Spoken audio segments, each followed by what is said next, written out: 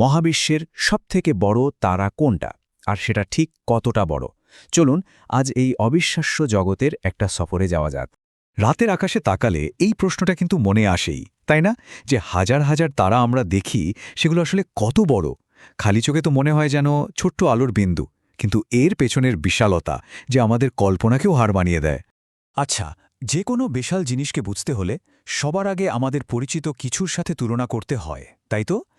মহাবিশ্বের আসল দৈত্যদের চেনার আগে চলুন আমাদের নিজেদের সূর্যকে একটা স্কেল বা মাপকাঠি হিসেবে ধরে নিই।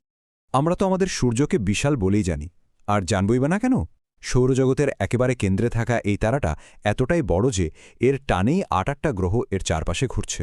কিন্তু প্রশ্ন হল, মহাবিশ্বের বিশালতার কাছে এই মাপটা কি আসলেই কিছু? একটু ভেবে দেখুন তো, প্রায় ১৩ লক্ষ, মানে ১৩ লক্ষ পৃথিবীকে যদি এক জায়গায় আনা যায়, তবে গিয়ে আমাদের সূর্যের পেটের ভেতর আটবে। সংখ্যাটা শুনলেই তো মাথা ঘুরে যায়, তাই না? কিন্তু আসল গল্পটা তো এখান থেকেই শুরু। কিন্তু দেখুন, এই একটা কথাই আমাদের পুরো ধারণাটা একদম ওলটপালট করে দেয়। যাকে আমরা এতক্ষণ বিশাল ভাবছিলাম, মহাবিশ্বের মাপে সে আসলে একটা বালুকণার সমান।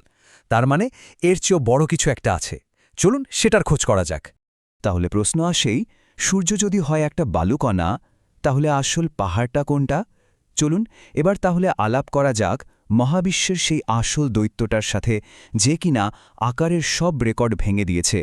এর নাম হল স্টিফেনসন 218। হ্যাঁ, এটাই বিজ্ঞানীদের খুঁজে পাওয়া এখন পর্যন্ত সবচেয়ে বড় নক্ষত্র। নামটা মনে রাখুন, কারণ এর বিশালতার গল্পটা শুনলে অবাক না হয়ে উপায় নেই।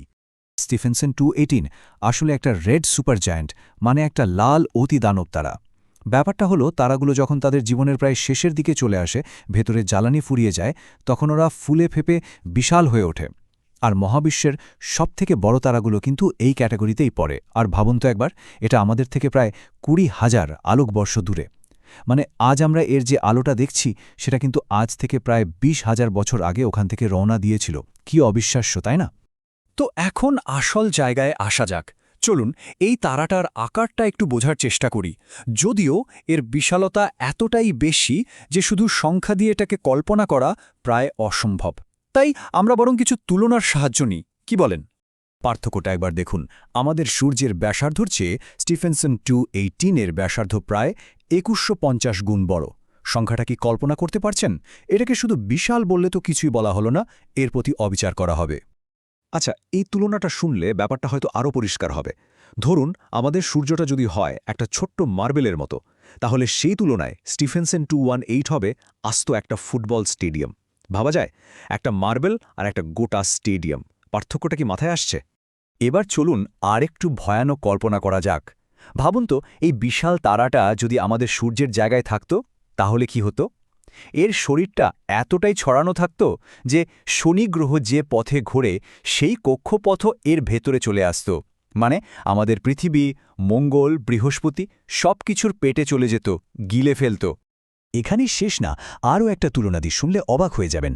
আলো, যা কিনা সেকেন্ডে প্রায় ৩ লক্ষ কিলোমিটার চলে, সেই আলোরও আমাদের সূর্যকে একবার চক্কর দিতে সময় লাগে মাত্র ১৪.৫ সেকেন্ড। অথচ ওই একই গতিতে স্টিফেনসন 218-কে একবার ঘুরে আসতে আলোর লেগে যাবে প্রায় ৯ ঘণ্টা। ১৪.৫ সেকেন্ড আর ৯ ঘণ্টা, ভাবা যায়? তো এই সব বিশাল বিশাল সংখ্যা আর তুলনা শোনার পর মনে একটা প্রশ্ন আসতেই পারে যে এর মানেটা কি? স্টিভেনসন 218-এর মতো একটা তারার অস্তিত্ব আসলে আমাদের এই মহাবিশ্ব সম্পর্কে নতুন কি শেখায়?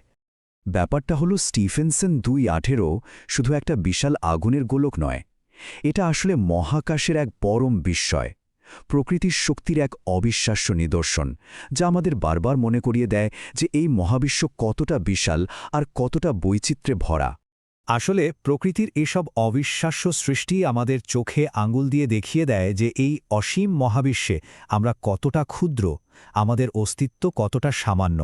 আর এটাই হয়তো আমাদের কৌতূহলকে আরও বাড়িয়ে তোলে, এই বিশালতার প্রতি আমাদের সম্ভ্রম জাগিয়ে দেয়। এই অসীম মহাবিশ্বে আমাদের জানার যে আসলে কোনো শেষ নেই, তাই না?